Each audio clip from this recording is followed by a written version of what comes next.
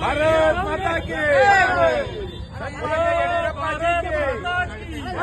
भारत माता की BS ಯಡಿಯೂರಪ್ಪನವರಿಗೆ BS ಯಡಿಯೂರಪ್ಪನವರಿಗೆ ಶ್ರೀಮಂತ ನಾಯಕ BS ಯಡಿಯೂರಪ್ಪನವರಿಗೆ ಭಾಗ್ಯಲಕ್ಷ್ಮಿಯ ಸರದಾರ BS ಯಡಿಯೂರಪ್ಪನವರಿಗೆ ಯಡಿಯೂರಪ್ಪನವರಿಗೆ BS ಯಡಿಯೂರಪ್ಪನವರಿಗೆ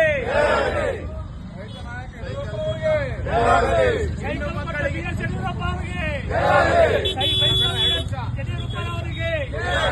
ಬಡ ಹೆಣ್ಣು ಮಕ್ಕಳಿಗೆ 1 ಲಕ್ಷ ರೂಪಾಯಿ ಭಾಗ್ಯಲಕ್ಷ್ಮಿ ಯೋಜನೆ ನೀಡಿದ ಯಡಿಯೂರಪ್ಪನ ಉಚಿತ ಸೈಕಲ್ ವಿತರಣೆ ಮಾಡಿದ ಯಡಿಯೂರಪ್ಪನವರಿಗೆ ಉಚಿತ ಸೈಕಲ್ ಕೊಟ್ಟ ಯಡಿಯೂರಪ್ಪನವರಿಗೆ ಬಡವರ ಬಂಧು ಯಡಿಯೂರಪ್ಪನವರಿಗೆ ಬಡವರ ಬಂಧು ಯಡಿಯೂರಪ್ಪನವರಿಗೆ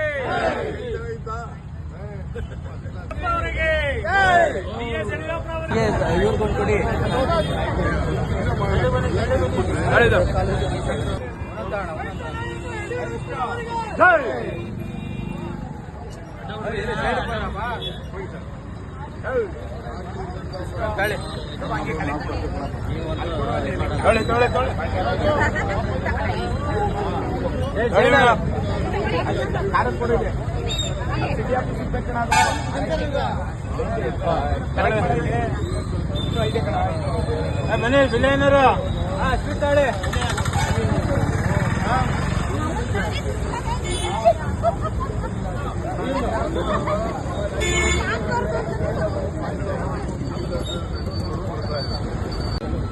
ರಾಜಕಾರಣದಲ್ಲೇ ಧೀಮಂತ ನಾಯಕರಾಗಿ ಹೊರಹೊಮ್ಮಿದಂತ ಯಡಿಯೂರಪ್ಪ ಅವರ ಹುಟ್ಟುಹಬ್ಬವನ್ನು ಆಚರಿಸ್ತಾ ಇದ್ದೀವಿ.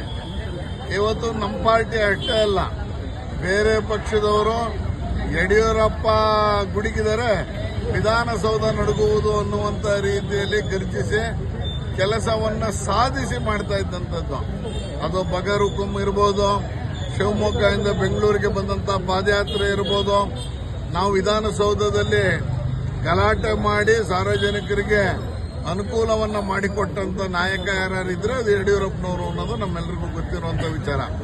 ಇವತ್ತು 4 ಬಾರಿ ಕರ್ನಾಟಕದ ಮುಖ್ಯಮಂತ್ರಿಯಾಗಿ ಅನೇಕ ಜನಪ್ರಿಯ ಯೋಜನೆಗಳನ್ನ ಸಾರ್ವಜನಿಕರಿಗೆ ಮಹಿಳೆಯರಿಗೆ ಕೊಟ್ಟಂತ, ಹೆಣ್ಮಕ್ಳು ಹುಟ್ಟಿದ್ರೇನೆ ಶಾಪ ಅಂತ ಇದ್ದ ಕಾಲದಲ್ಲೇ ಇಲ್ಲ ಅದೊಂದು ಭಾಗ್ಯಲಕ್ಷ್ಮಿ ಅಂತೇಳಿ ಭಾಗ್ಯಲಕ್ಷ್ಮಿ ಬಾಂಡನ್ ಕೊಟ್ಟಿರ್ಬೋದು, ವಾಲ್ಮೀಕಿ ಜಯಂತಿ ಕನಕದಾಸ ಜಯಂತಿನ ಮಾಡಿರೋ ಇದಿರ್ಬೋದು, ತಿರುವಳ್ಳೂರ್ ಪ್ರತಿಮೆಯನ್ನ ಕರ್ನಾಟಕ ತಮಿಳುನಾಡು ಜನರ ನಡುವೆ ಸರ್ವಜ್ಞ ಮತ್ತು ತಿರುವಳ್ಳೂರ್ ಪ್ರತಿಮೆಯನ್ನ ಸ್ಥಾಪಿಸಿ ಏನು ಅದು ಸರ್ವರ ಏನು ಪಾಲಿಗೆ ಒಳ್ಳೆಯ ರೀತಿಯಲ್ಲಿ ಆಡಳಿತವನ್ನು ಕೊಟ್ಟಂತ ಯಡಿಯೂರಪ್ಪನವರು ಇರ್ಬೋದು. ಅಂದ್ರೆ ಈ ರೀತಿಯಲ್ಲಿ ಸರ್ವ ಜನಾಂಗಕ್ಕೂ ಒಳ್ಳೆಯದನ್ನ ಮಾಡಿದಂತ, ಎಲ್ಲರಿಗೂ ಒಳ್ಳೆಯದನ್ನ ಬಯಸಿದಂತ ಯಡಿಯೂರಪ್ಪನವ್ರ ಹುಟ್ಟುಹಬ್ಬವನ್ನು ಇವತ್ತು ನಾವು 101 ಗಣಪತಿ ದೇವಸ್ಥಾನದಲ್ಲಿ ಅವರಿಗೆ ಇನ್ನಿಟ್ಟು ರಾಜ್ಯವನ್ನ ಸುತ್ತಾಡಿ ಪಕ್ಷಕ್ಕೆ ಅಧಿಕಾರವನ್ನು ತರುವಂತ ಮಹತ್ತರ ಪಾತ್ರವನ್ನ ವಹಿಸಿಕೊಳ್ಳಿ ಅನ್ನುವಂಥದ್ದನ್ನ ಅವ್ರಿಗೆ ಆರೋಗ್ಯ ಕೊಡಲಿ ಅನ್ನುವಂಥದ್ದನ್ನ ಪ್ರಾರ್ಥನೆ ಮಾಡಿ ಇವತ್ತು ಪೂಜೆಯನ್ನ ಸಲ್ಲಿಸಿದ್ದೀವಿ.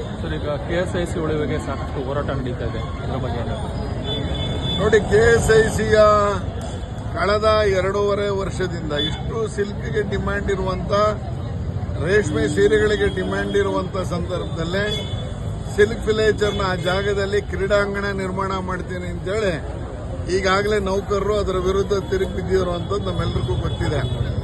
ಅಂದ್ರೆ ಒಂದೊಂದೇ KSICಯ ಒಂದೊಂದು ಘಟಕದಲ್ಲಿ ಒಂದೊಂದು ರೀತಿಯ ಅವಾಂತರಗಳು ನಡೆದಿದೆ.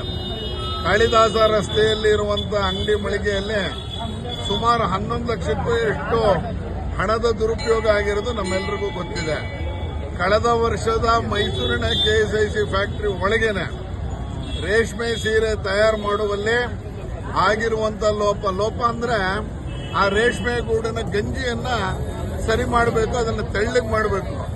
ಆ ಮಿಷನ್ ಅನ್ನ ಗೊತ್ತಿಲ್ಲದೆಯೋ ಅಥವಾ ಉದ್ದೇಶಪೂರ್ವಕವಾಗಿಯೋ 8 ಗಂಟೆ ಮಾಡಬೇಕಾದಂತ ಕೆಲಸವನ್ನ 16 ಗಂಟೆ ಕಾಲ ಮಾಡಿದ್ದರ ಪರಿಣಾಮವಾಗಿ ಸೀರೆ ಅದು ಏನೋ ಒಂದು ನೇಯ್ದಿರುವಂತ ಸೀರೆ, ಅದರಲ್ಲಿ ಟ್ರಾನ್ಸ್ಪರೆನ್ಸಿ ಅಂದ್ರೆ ಅದನ್ನ ಹಿಂಗ ಹಿಡಿದ್ರೆ ಹೊರದೋಗುವಂತ ರೀತಿಯಲ್ಲಿ ಸೀರೆಯನ್ನ ಸುಮಾರು 1 ಕೋಟಿಗೂ ಹೆಚ್ಚು ಮೌಲ್ಯದ ಸೀರೆ ಹಾಳಾಗಿರೋದು ಒಳಗಡೆಯ ನೌಕರರಿಂದ ನಮ್ಮೆಲ್ಲರಿಗೂ ತಿಳಿದು ಬಂದಿದೆ. ಅಂದ್ರೆ ಸೀರೆಯ ಪ್ರಮಾಣದ 1 ಕೋಟಿ ಅದಾದರೆ ಘಟಕಗಳಲ್ಲಿ ಆಗಿರುವಂತ ಲೋಪದೋಷ. ಅಂದ್ರೆ KSIC ಅಂತ ಹೇಳಿದ್ರೆ ಅದಕ್ಕೆ ನಂಬಿಕೆ ಇಟ್ಕೊಂಡು ಅದನ್ನ ಚೆನ್ನಾಗಿ ಮಾಡಬೇಕಾದಂತ ಅಧಿಕಾರಿ ವರ್ಗಗಳ ಬೇಜವಾಬ್ದಾರಿನೋ ನೌಕರರ ಬೇಜವಾಬ್ದಾರಿನೋ ತನಿಖೆ ಮಾಡಿ ಆ ರೀತಿ ಮಾಡಿದವರಿಗೆ ಶಿಕ್ಷೆಯನ್ನು ಕೊಡಬೇಕಾಗಿತ್ತು. ಈಗ ಅದ್ರ ಜೊತೆಗೆ ಕ್ರೀಡಾಂಗಣದ ಬೇರೆ ಬಂದಿದೆ.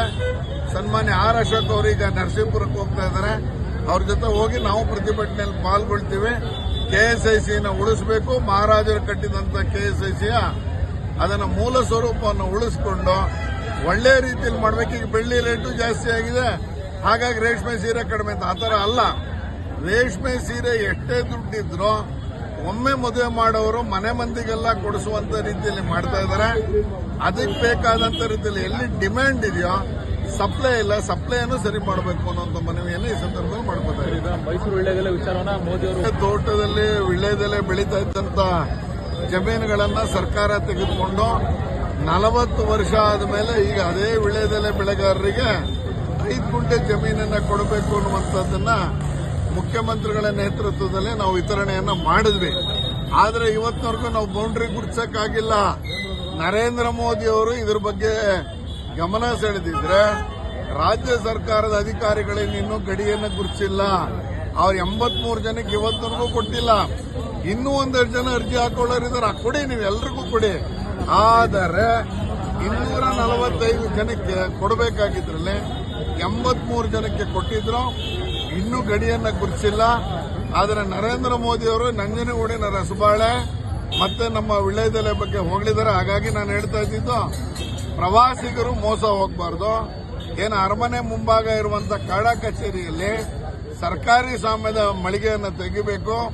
ಅದರಲ್ಲಿ ರೇಷ್ಮೆ ಸೀರೆ ಇರಬೇಕು, ಗಂಧದ ಆಯಿಲ್ ಇರಬೇಕು, ಎಲ್ಲ ತರದ್ದು ಗಂಧದ ಹಾರವನ್ನು ಒಳಗೊಂಡಂತ ರಸಬಾಳೆ ಮತ್ತು ವಿಳ್ಯದೆಲೆಯನ್ನು ಇಟ್ಟಾಗ ಮಾತ್ರ ಜನಕ್ಕೆ ಗೊತ್ತಾಗುತ್ತೆ ಅನ್ನುವಂತ ಮನವಿಯನ್ನ ಮಾಡಿದ್ದೀನಿ. ಈ ಬಾರಿ ಬಜೆಟ್ ಅಲ್ಲಿ ಮಾಡ್ತೀವಿ ಅನ್ನುವಂತ ವಿಶ್ವಾಸ ಇದೆ. ನೋಡ್ಬೇಕು ಕ್ಷೇತ್ರಕ್ಕೆ ಬರುತ್ತೆ. ಅದು ನಮ್ದು ವೀರನಗೆರೆ ಬದನೆಕಾಯಿ ಇದೆ. ಮೈಸೂರು ಅದರದೇ ಆದಂತ ಸ್ಯಾಂಡ್ ಆಯಿಲ್ ಫ್ಯಾಕ್ಟರಿನ ಇಟ್ಕೊಂಡಿದ್ದಾರೆ. ವಿಶೇಷವಾಗಿ ವಿಳ್ಯದೆಲೆ ಬೆಳೆಯುವವರಿಗೆ ನಾವು ಪ್ರೋತ್ಸಾಹವನ್ನು ಕೊಡಬೇಕು. ವಿಳ್ಯದೆಲೆ ತೆಗೆದುಕೊಂಡ್ರೆ ವಿಳ್ಯದೆಲೆಯನ್ನು ಹಾಕುವ ಅಭ್ಯಾಸ ಇಟ್ಕೊಂಡವರು ಗೊತ್ತಿದೆ ಆರೋಗ್ಯ ಹೇಗೆ ವೃದ್ಧಿ ಆಗುತ್ತೆ, ಜೀರ್ಣಕಾರಿ ಆಗುತ್ತೆ ಅನ್ನೋದು. ಆ ಹಿನ್ನೆಲೆಯಲ್ಲಿ ವಿಳ್ಯದೆಲೆ ಬೆಳೆಯುವವರಿಗೆ ಪ್ರೋತ್ಸಾಹವನ್ನು ನಾವು ಕೊಡಬೇಕು. Thank you sir.